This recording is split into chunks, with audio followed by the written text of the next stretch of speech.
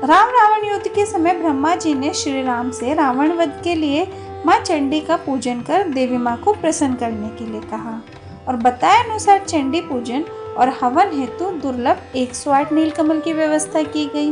वहीं दूसरी ओर रावण ने भी अमरता के लालच में विजय कामना से माँ चंडी का पाठ आरंभ कर दिया था।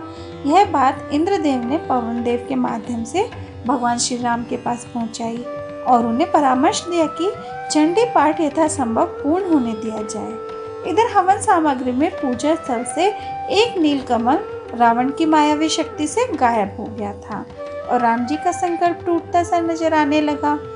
दोस्तों, भय उस समय इस बात का था कि देवी माँ रुष्ट न हो जाए। दुर्लभ नीलकमल की व्यवस्था उसी समय असंभव थी।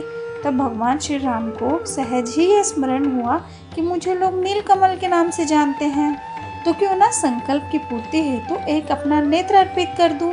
और प्रभु श्री राम ने जैसे ही अपने तुनीर से एक बाण निकालकर अपना नेत्र निकालने के लिए तैयार हुए, तभी देवी माँ प्रकट हो गई और उनका हाथ पकड़कर कहा, श्री राम, मैं प्रसन्न हूँ और तुम्हें विजयश्री का आशीर्वाद देती हूँ।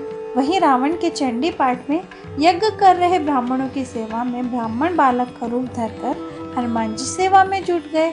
निस्वार्थ सेवा भाव देखकर ब्राह्मणों ने हनुमान जी से वर मांगने के लिए कहा। इस पर हनुमान जी ने विनम्रता पूर्वक कहा, प्रभु, यदि आप मुझ पर प्रसन्न हैं तो जिस मंत्र का आप जाप कर रहे हैं उसका एक अक्षर मेरे कहने से बदल दीजिए। ब्राह्मण इस रहस्य को समझ नहीं सके और तथास्तु कह दिया। मंत्र में जया देवी भूर्तिहरिणी में ह के स्थान पर क उच्चारित करें, यही मेरी इच्छा है।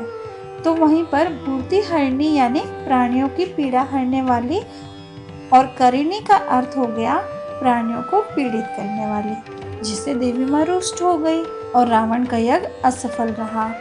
दोस्तों, हनुमान जी महाराज ने श्लोक में हा की जगह का करवाकर रावण के यज्ञ की दिशा ही बदल दी, जिससे देवी माँ नाराज हो गई और रावण को युद्ध में हार का सामना करना पड़ा।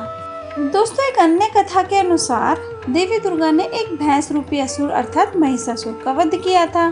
पौराणिक कथाओं के अनुसार महिषासुर के एकाग्र ध्यान से बाध्य होकर देवताओं ने उसे अजय होने का वरदान दे दिया था। उसे वरदान देने के बाद देवताओं को चिंता हुई कि वह अब अपनी शक्ति का गलत प्रयोग करेगा और इसी के फल हेतु महिषासुर ने नर्क का विस्तार स्वर्ग के द्वार तक कर लिया और उसके इस कार्य को देखकर देवता परेशान हो गए और विस्मय की स्थिति में आ गए। महिषासुर ने सूर्य, इंद्र, अग्नि, वायु, चंद्रमा, यम, वरुण और अन्य देवताओं के सभी अधिकार छीन लिए और स्वयं स्वर्गलोक का मालिक बन गया। देवताओं को महिषासुर के प्रकोप के कारण स्वर्ग छोड़कर इधर उधर विचरण करना पड़ रहा था। तब महिषासुर के इस दुस्साहस से क्रोधित होकर देवताओं ने माँ दुर्गा की स्तुति की। ऐसा माना जाता है कि देवी दुर्गा के निर्माण में सारे देवताओं का एक समान बल लग गया था। महिषासुर का नाश करने के लिए सभी देवताओं ने अपने अपने अस्त्र माँ दुर्गा को दिए और इन देवताओं के सम्मिलित प्रयास से देवी दुर्गा और बलवान हो गई।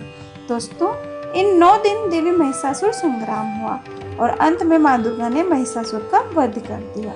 दोस्तों, अगर आपको ये वीडियो पसंद आई हो तो प्लीज़ इसे लाइक करें और ज़्यादा से ज़्यादा शेयर करें।